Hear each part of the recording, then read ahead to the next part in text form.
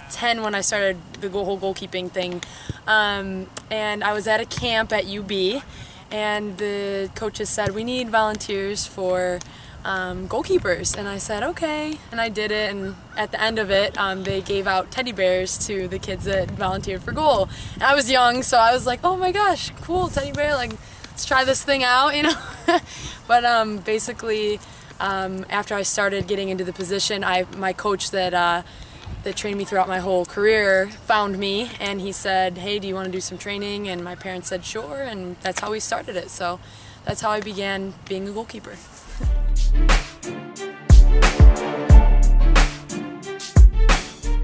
The training, and when I was like, as I went through it all, when I look back at it, definitely the training, because it's such a different, it's a specialty position, I'd say, for soccer, because we use our hands, you know, we dive, we do all these things that the other players don't do. So I think the learning all the different components of goalkeeping, how to dive, how to catch, the technique, everything, refining all of those little points really like intrigued me, along with the pressure of the position.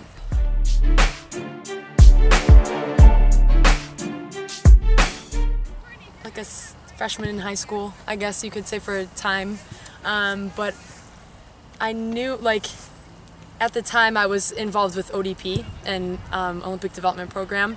Since I was 11 to 17, I was on the Region 1 team. And I was also, when I was a freshman, going into my freshman year for high school, I was on the U.S. national team for the U14s.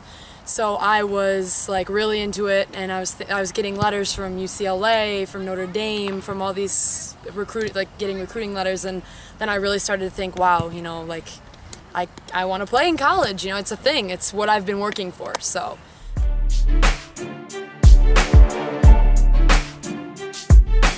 I think Manoj was one of my regional coaches. So as I was going through the whole process, as younger, then once I started looking into schools, obviously it was local, he was contacting me, hey, come to the camps, come to this. And we're like, okay, you know, it's close, we'll come.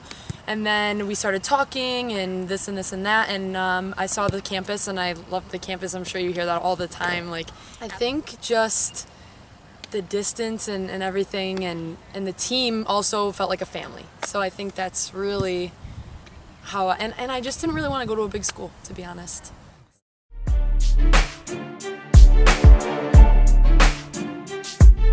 I would agree. As a goalkeeper, you are a little bit responsible for every position.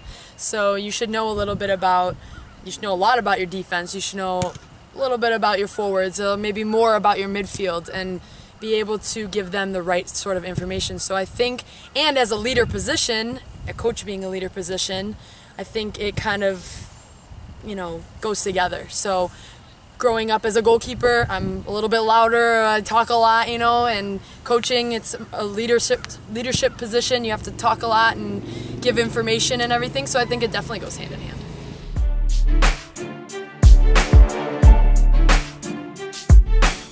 It's a mental position.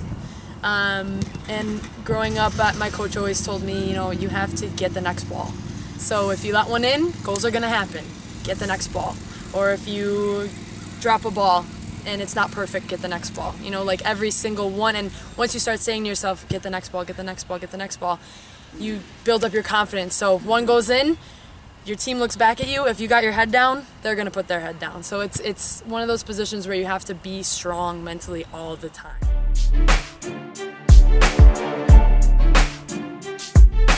I'd like to, out of school, go right into an assistant coach or a GA position.